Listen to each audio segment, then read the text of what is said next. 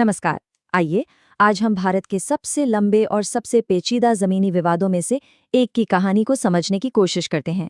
ये पूरा विश्लेषण सिर्फ और सिर्फ आधिकारिक रिपोर्ट्स और अदालती फैसलों पर आधारित है, जिसमें हम तथ्यों के जरिए इस पूरे सफर पर नजर डालेंगे।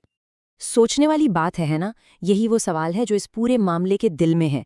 ये सवाल हमें बताता है कि ये मुद्दा कितना बड़ा और कितना गहरा है।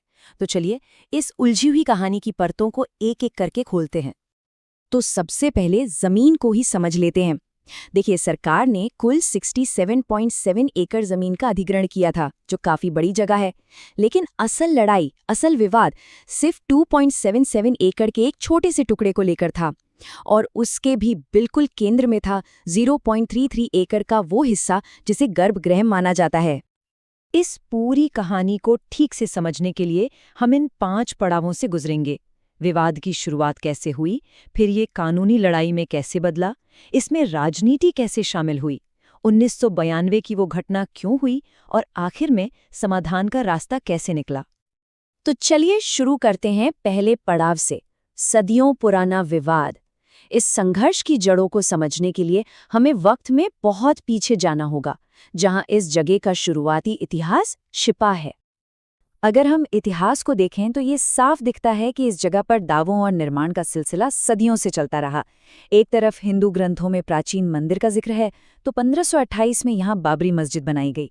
फिर हिंदुओं की पूजा के लिए बाहर एक चबूतरा भी बना, और आखिरकार 1857 में अंग्रेजों ने बीच में एक दीवार खड़ी करके इसे आधिकारिक तौर पर 2 हिस्सों में बांट दिया, जिसने इस संघर्ष को एक नया मोड़ दे दिया। अब कहानी आगे बढ़ती है और हम आते हैं दूसरे पड़ाव पर, कानूनी लड़ाई की शुरुआत। भारत की आज़ादी के बाद ये विवाद गलियों और चबूतरों से निकलकर सीधा अदालतों में पहुंच गया।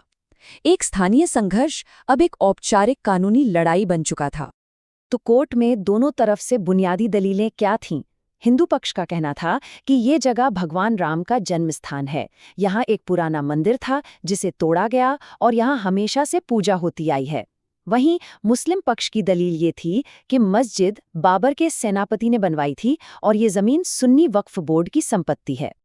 1949 में एक ऐसी घटना हुई जिसने इस विवाद को हमेशा के लिए बदल दिया। मस्जिद के अंदर मूर्तियों के मिलने से तनाव बहुत ज्यादा बढ़ गया। सरकार ने हालात को काबू करने के लिए पूरे परिसर पर ताला लगा दिया, और यहीं से शुरू हुआ आधुनिक अदालती लड़ाई का लंबा दौर। इसके बाद कहानी का रुख मुड़ता है 1980s के दशक की तरफ, यानी राजनीति और ध्रुवीकरण।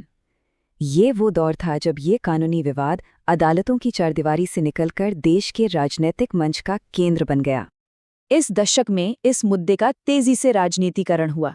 वीएचपी के अभियानों से शुरुआत हुई, फिर कोर्ट के आदेश से ताले खुले, और फिर शिलान्यास और आडवाणी जी की रथ यात्रा ने इसे भारतीय राजनीति के सबसे बड़े मुद्दों में से एक बना दिया। उस दौर की जो राजनीतिक भावना थी, उसको ये नारा बिल्कुल साफ बयान करता है। ये उस समय के नेताओं के वादों और आंदोलन के संकल्प को दिखाता है। चौथा पड़ाव, 1992 का विध्वंस। और अब हम पहुंचते हैं इस कहानी के सबसे नाजुक और दुखद मोड़ पर, एक ऐसी घटना जो सिर्फ इस विवाद का ही नहीं बल्कि आधुनिक भारत के इतिहास का एक निर्णायक अध्याय बनी। 6 दिसंबर 1992 की सुबह तनाव अपने चरम पर था। सुबह 11:30 बजे कार सेवकों की एक बड़ी भीड़ ने सुरक्षा घेरा तोड़ दिया और विवादित ढांचे की तरफ बढ़ने लगी।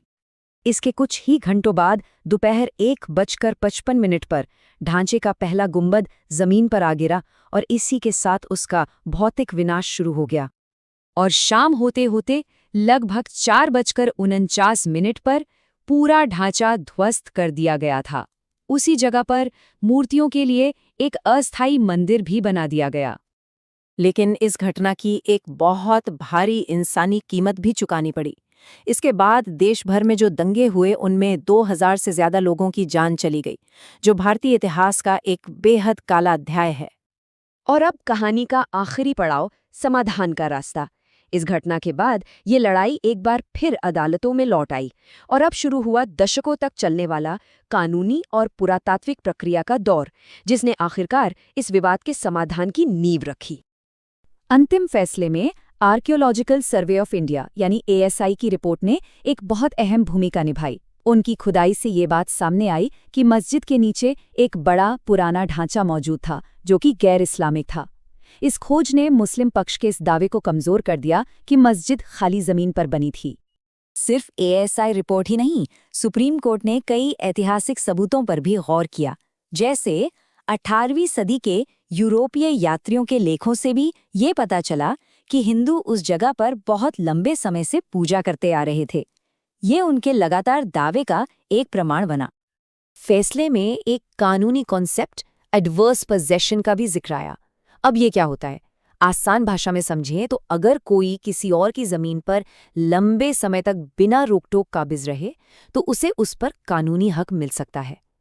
कोर्ट ने ये पाया कि हिंदू पक्ष का दावा और पूजा स्थल पर कभी खत्म नहीं हुई, जबकि 1949 के बाद वहां मुस्लिम पक्ष की नमाज बंद हो गई थी। तो आखिरी समाधान तक का सफर 2 बड़े फैसलों से होकर गुजरा।